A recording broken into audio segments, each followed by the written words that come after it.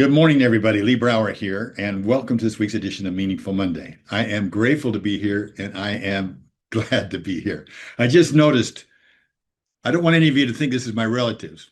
I collect cartoon art. Why? Because it makes me happy. Just so you know, I've got lots of different cartoon art in just about every room in our house. A fellow thriver, his name is Mark, for those of you that may know him, was telling me about how he picked up his grandson to take him to school. It's a young teenage boy, and the weather report came on. Said there's a 2% chance of rain today. It opened the door. I'm not sure if it was the grandson that asked or whether Mark asked, but they asked the question, why don't they say we have a 90% chance of sunshine? They ended up talking about how so much of the news and the world seems to lean towards the negative instead of the positive. Isn't that true? So it got me thinking about something I heard recently as well. It said a leader's responsibility is to bring the weather. So if you walk into a room with skepticism, a bad attitude, or ungratefulness, you've brought the weather, you've brought a storm. Now, if you walk in with hope, gratitude, and vision, you brought the sunshine. And here's the thing. Can light and darkness occupy the same space at the same time? Impossible. First of all, darkness isn't actually a thing. It's simply the absence of light. And all it takes is just one spark of light to eliminate that darkness.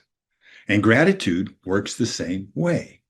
Negativity is simply the absence of gratitude. And even a spark of gratitude can push negativity out of the room. So the moment that you shift to thinking, to grateful thinking, you've changed the weather for yourself and for everyone around you.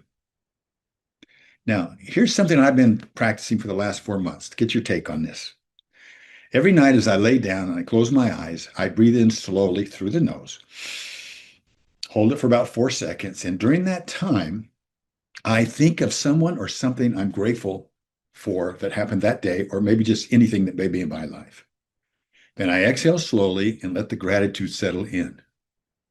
And then I do that, and I inhale, and I repeat the process.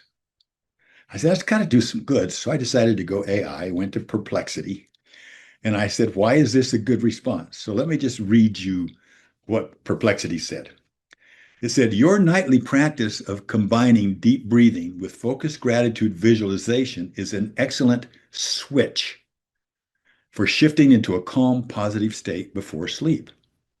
By pairing slow, intentional breathing with thoughts of gratitude, you're engaging both your body's relaxation response and your mind's focus on something uplifting.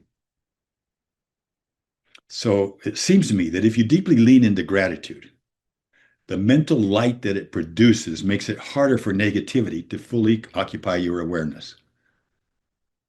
Similarly, if negativity takes over your focus, it dims your gratitude. So gratitude can function as a mental switch. Intentionally focusing on what's good may not erase all the negativity, but it does make it harder for negativity to crowd your attention. It's a simple practice, but it's working for me, and I go to sleep like this, and I wake up much better. It's like carrying my own little flashlight of light into the darkness of the night. So this week, I challenge us. What weather? Let's ask ourselves before we enter a room, what weather am I bringing into this room? What weather are you bringing into this room? And if you notice a cloud forming, spark some gratitude. Just one thought of gratitude can change the forecast. That's why we have a tradition in all our meetings to go big, begin in gratitude. And it doesn't take a long time. You just have to ask, what's one thing you're grateful for today?